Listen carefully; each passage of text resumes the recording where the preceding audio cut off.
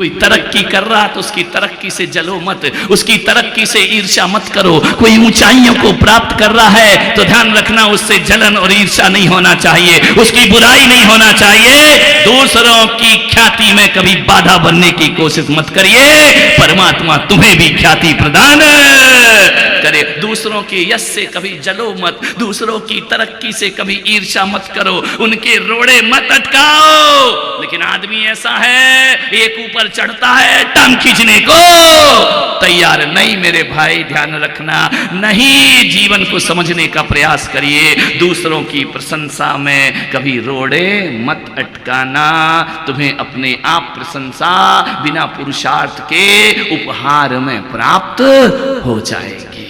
दूसरों की प्रशंसा ना कर सको तो कम से कम किसी की बुराई मत किया करो। ध्यान रखना। मान महाराजा नाभिराय, उन्होंने भरी सभा में, न जाने आज नाभिराय को क्या हो गया, ऐसा उन्होंने कभी जीवन में अशिष्ट व्यवहार नहीं किया, मगर आज ना जाने क्या हो गया। उन्होंने भरी सभा में दर्पण में मुख देखा। सारी प्रजा, सारे दरबारी स्तब्ध रह गए कि सम्राटों का श्रृंगार ग्रह तो अलग हुआ करता है। आज सम्राट सिंहासन पर बैठकर दर्पण में मुंह देख रहे हैं। यदि सम्राट ही दर्पण में मुंह देखेगा तो जनता क्या करेगी? फिर सम्राट को सिंहासन पर बैठकर दर्पण नहीं देखना चाहिए। महाराजा नाभिराय ने दर्पण देखा। दर्पण देखा करो, देखना चाहिए, मैं विरोध नहीं करता हूं, लेकिन आपसे एक आग्रह करूंगा, दर्पण यदि देखना है, एक नियम लेना, जो बहुत सुंदर स्त्री है उसे दर्पण 2 बार देखना चाहिए, वो जो ज्यादा सुंदर नहीं है उसे दर्पण 10 बार देखना चाहिए। मैं दर्पण का विरोधी नहीं, देखो, लेकिन एक निवेदन आपसे करूंगा कि जब आप दर्पण देखो, खूबसूरत स्त्री, खूबसूरत आदमी जब दर्पण देखे तो उसे सोचना चाहिए कि जितना सुंदर मैं हूं उतना सुंदर मेरा व्यवहार है या नहीं है। यदि नहीं है तो मुझे आज से ही चेहरे से ज्यादा अपना चरित्र सुंदर बनाना चाहिए। ध्यान रखना, दर्पण अंतर्मुखी होने का प्रतीक है, दर्पण जीवन को बदलने का प्रतीक है। वो जो सुंदर नहीं है उन्हें ये देखना चाहिए कि देख, तेरे चेहरे से तो तुझे ख्याति मिल नहीं सकती, तेरे चेहरा में अट्रैक्शन आ नहीं सकता, देख तेरे चेहरे की तुझे प्रशंसा नहीं मिलेगी। अब ऐसा काम कर, ऐसा काम करूंगी आज से अपने जीवन में कि चेहरा भले सुंदर ना हो, मेरा व्यवहार इतना सुंदर हो कि मैं लोगों के दिलों में राज। चेहरा नहीं बदल सकते हो, चरित्र बदल सकते हो। ध्यान रखना, इतना सुंदर बनाओ। लता मंगेशकर कोई बहुत सुंदर चेहरा नहीं था, लेकिन उसने अपनी आवाज से लोगों के दिलों में जादू कर दिया। ध्यान रखना है, आवाज, चेहरा सुंदर ना हो, चरित्र सुंदर बनाओ। और चेहरा जितना सुंदर है उससे ज्यादा सुंदर अपना व्यवहार होना। गोरा मुख हो, सुंदर आंखें हो, बोलने का तमीज ना हो, कौन पसंद करेगा उसे? ध्यान रखिए मान्यवर, व्यवहार अच्छा बनाइए। नाभिराय ने दर्पण देखा। मैं कहता हूं, अपने जीवन में किसी की आत्मकथा पढ़ो या ना पढ़ो, आदमी को अपनी जिंदगी की आत्मकथा जरूर पढ़ना चाहिए। मान्यवर, विचार करना है। आदरणीय देवनानी जी यहां बैठे हैं। अजमेर में मेरे बहुत सत्संग इन्होंने किया, मेरा चतुर्मास हुआ, जब जब समय मिलता था चले आते थे। पिछले वर्ष ऋषभदेव चतुर्मास में जैसे उन्हें पता लगा महाराज हैं, दर्शन को आ गए। अभी यहां पर पधारे। इनका देवनानी जी क्या बात है? बोले उदयपुर आया और आपका सुना और मैं ना आऊं, ऐसे कैसे हो सकता है? ऐसा बेदाग छवि राजनीति में, उन्होंने कभी राजनीतिक लाभ उठाने का कारण उपाय नहीं किया। उन्होंने अपने कभी जीवन में अपने आदर्श और मूल्यों को नहीं खोया। और विधानसभा में कभी ऐसी बात आई जो उनको रुचि करना लगी तो देवनानी जी ने खुलकर उसका विरोध किया। चाहे पक्ष हो या विपक्ष हो, निष्पक्ष विधानसभा के सिंहासन पर जो बैठता है, ऐसा व्यक्तित्व हमारे पास मौजूद है, जिन्होंने कभी अन्याय अनीति का साथ नहीं दिया। संत चरण हो तो वंदना को अपने आप पहुंच जाया। नाम सही रखा है, ध्यान रखना। सरनेम तो बहुत ही अच्छा, देवनानी, ध्यान रखना। मान्यवर देव पुरुष के समान। क्योंकि मैं प्रशंसा नहीं कर रहा हूं कि वो यहां पर आए हैं, मैं उनके व्यक्तित्व को बहुत अंदर से जानता हूं, पूर्व परिचित हूं। मुझे बताया गया कि आज देवनानी जी आएंगे। मैंने कहा अवश्य, यदि उन्हें पता लगे मैं यहां हूं, वो जरूर दर्शन को वहां पर पहुंचा करते हैं। जोरदार तालियां ऐसे व्यक्तित्व के लिए यहां पर बजाना चाहिए। मानिए, विचार करना है, सोचना है। किसी की आत्मकथा पढ़ो या ना पढ़ो, आदमी को अपनी जिंदगी की आत्मकथा जरूर पढ़ना चाहिए। ध्यान रखना, बड़े बड़े स्वाध्याय कर सको या ना कर सको, अपने जीवन का अध्याय जरूर पढ़ा करो। महाराजा नाभी राय ने देखा दर्पण में दो घटना घट गई। उनके कान के बाल सफेद हो गए। महाराजा नाभी राय के कानों के बाल, बड़े मजे की बात है उदयपुर वालों, आज जाके दर्पण में देखना, जब भी बाल काले होते हैं ना, बीच से नहीं होते, यहीं से शुरू होते हैं। ध्यान रखना, कान के पास से जाके देखना। जो लोग डाई करा के आए वो नहीं। नीलकमल तुम्हारे बाजू में देखो, क्या तुम तो काले करा के आए हो, पड़ोस का देख लो। ध्यान रखना है, कान के पास से बाल सफेद होते, अक्सर बीच से कभी सफेद नहीं होते हैं। उनके कान के बाल सफेद हो गए और महाराजा नाभी राय ने दूसरा दृश्य देखा। उनका जो मुकुट है ना, वो झुकने लगा है।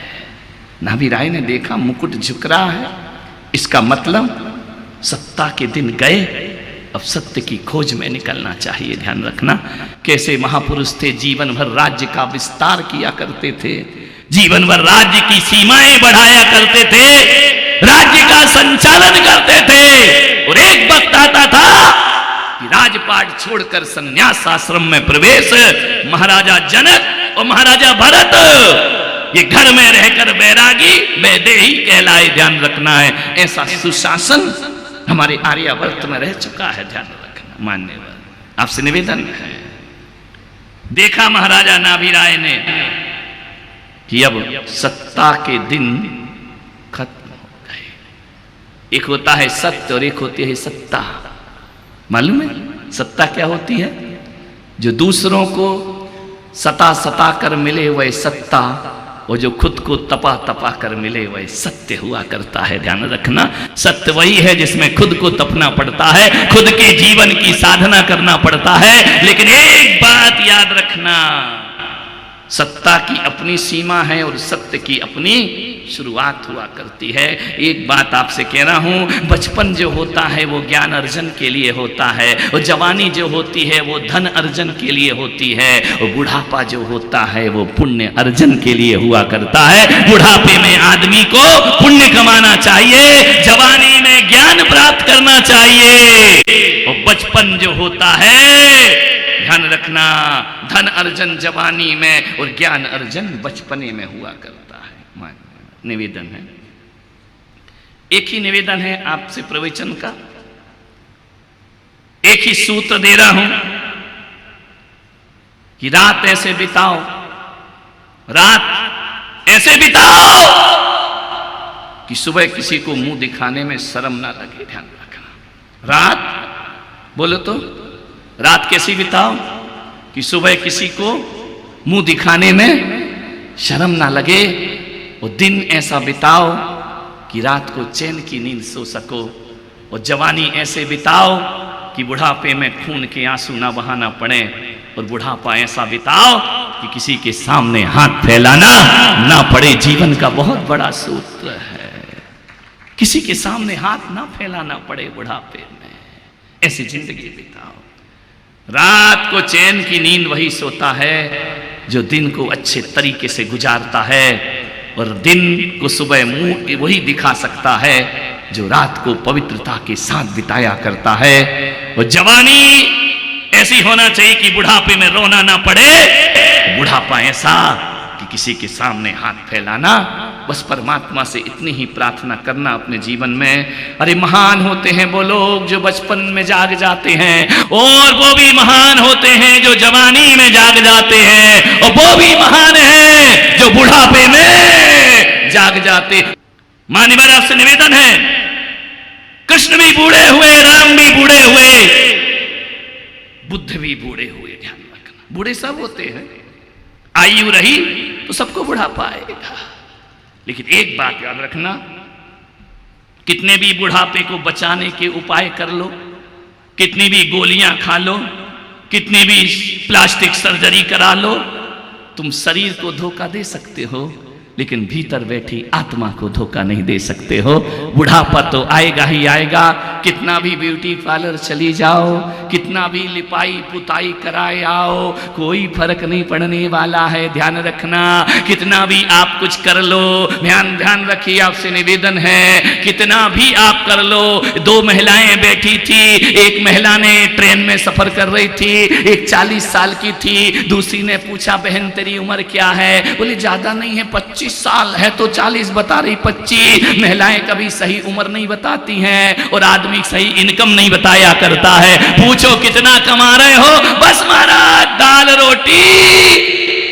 रोटी चल रही है तुम्हारी, वाह गजब कर। बताएंगे नहीं कि कितना कमाते। वो महिला कभी सही उम्र नहीं बताती। उसने कहा कितनी उम्र है? बोले 25 साल। दिख तो 40 रही है। उसने कहा बहन तेरी उम्र क्या है? बोली मेरी 18 मान ले। ध्यान रखना, विचार करो, सोचो। ऊपर सुनील बर्थ पे लेटा था, धड़ाम से नीचे गिरा। महिलाओं ने कहा क्या हुआ?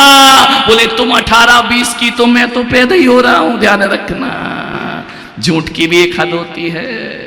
मान्यवर एक बात याद रखो, सोचिए, इतिहास बदलने से कुछ नहीं होता, भूगोल तो साफ साफ बता देता है कि तुम्हारी उम्र क्या हुआ करती है। ध्यान रखना, विचार करना। उम्र को छोटी बताने से बुढ़ापा नहीं आएगा, इस गलत फहमी में मत रहना।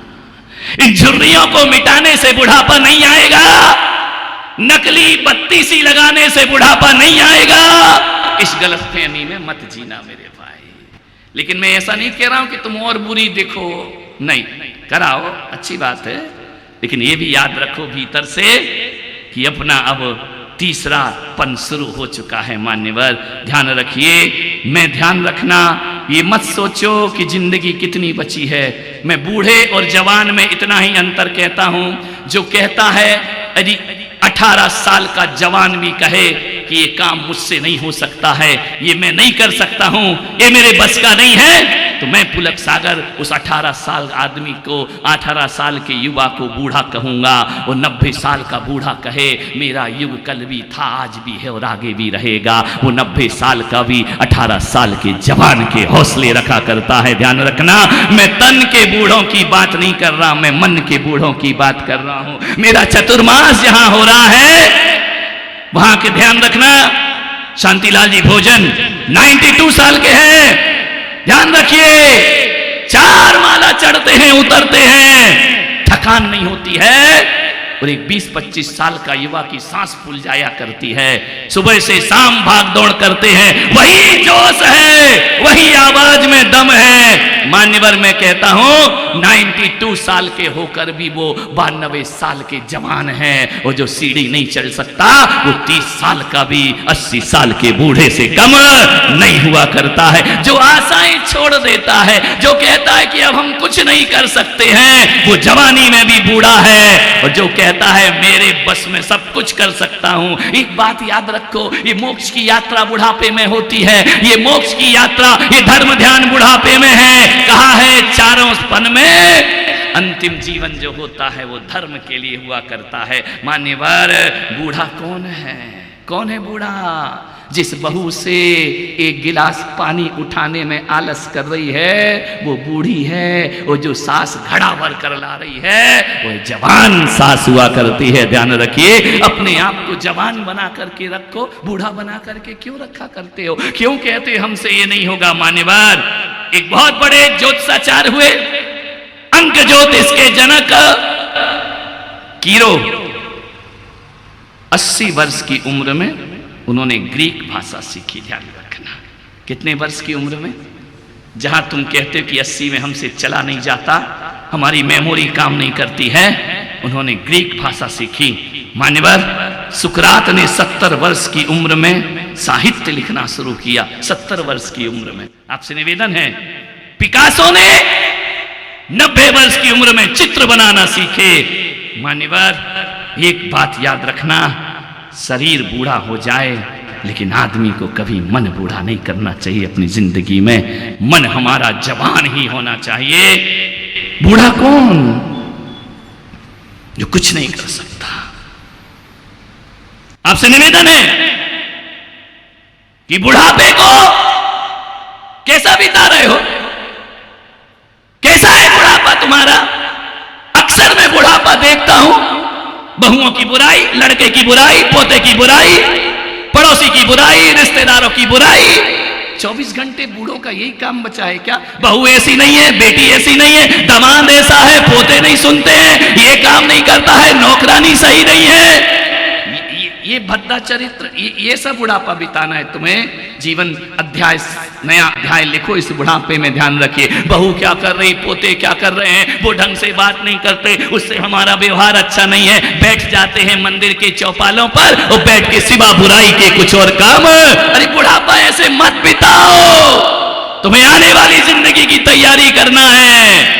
मान्यवर, जिंदगी भर बहू बेटों को कोसते कोसते मर जाओगे क्या अपनी जिंदगी में? मान्यवर, आपसे निवेदन है, अरे उनका उनको सौंपो, तुम तो दाल रोटी खाओ और प्रभु के गीत गाओ। बुढ़ापा इसके लिए होता है, लेकिन क्या करें, दिल है कि मानता नहीं। ध्यान,